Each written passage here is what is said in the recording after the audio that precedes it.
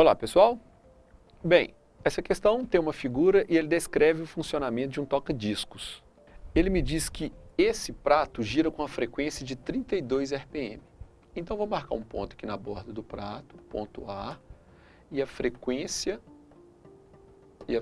do ponto A é de 32 RPM, ou seja, rotações por minuto. Bem, repare que quem faz o disco girar é uma sequência de dois tambores com uma roda. Essa roda passa um fio que prende nesse tambor, o fio passa aqui pelo ponto A, e quem faz todo mundo girar é o motor que está aqui, ó. E ele quer a frequência do motor para que o prato gire com essa frequência e, consequentemente, o ponto A gire com essa frequência. Bem, repare que o ponto A está em cima da correia, assim como esse ponto aqui e esse ponto aqui. Esses pontos em cima da correia, eles andam junto com a correia, portanto, todos eles devem ter a mesma velocidade linear. Eu vou chamar esse ponto aqui de ponto B. E como os pontos A e B têm a mesma velocidade linear, veja bem, eu posso fazer a seguinte comparação. Usando a fórmula da velocidade linear no movimento circular, 2πr vezes a frequência, veja bem, a velocidade linear dos pontos A e B é a mesma. 2π é a mesma. Entre esses dois pontos, o que tiver maior raio vai ter a menor frequência. E na proporção inversa.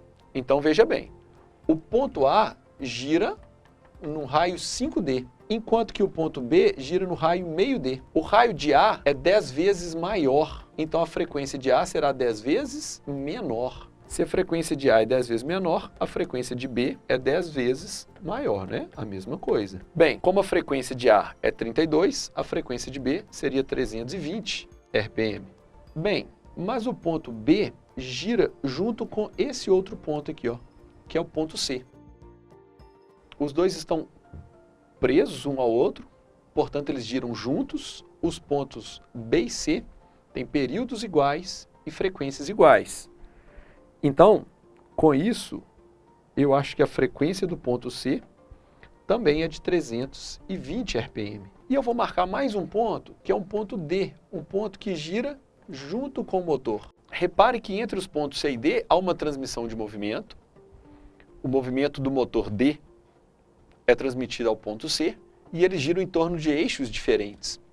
Então, a velocidade linear do ponto C é igual à velocidade linear do ponto D. É característica de toda transmissão de movimento de pontos que giram em torno de eixos diferentes. E aí nós vamos observar essa mesma relação. O ponto C, como tem o dobro de raio, ele vai ter a metade da frequência. Ou seja, a frequência do D é o dobro da frequência do C.